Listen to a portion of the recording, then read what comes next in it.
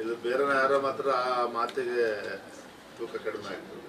ಕೃಷ್ಣಾಜಿಯವರ ಮಾತು ತುಂಬ ಒಳ್ಳೆಯ ಕೃಷ್ಣಾಜಿ, ಭಾಳ ಅವಶ್ಯಕತೆ ಇತ್ತು.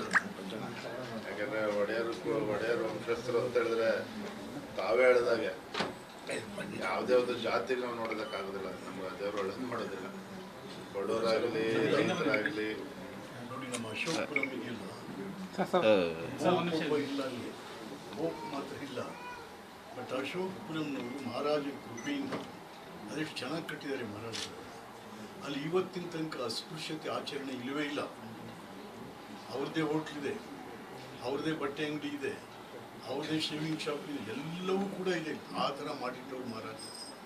ಅಸ್ಪೃಶ್ಯತೆಯ ಸೋಂಕು ಅಶೋಕಪುರಂ ಇಲ್ಲ. ಆ ರೀತಿಯಾಗಿ ಅಶೋಕಪುರಂ 12 ಸಮೂಹವನ್ನು ಕಾಪಾಡಿಕೊಂಡು ಬರತಕ್ಕಂಥ ಒಂದು ದೊಡ್ಡ ಮಾದರಿ ಆಡಳಿತ ಮಾಡಬೇಕು.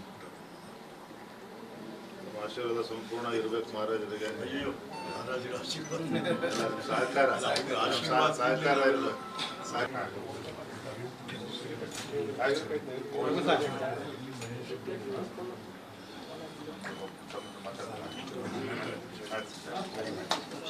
Yes sir.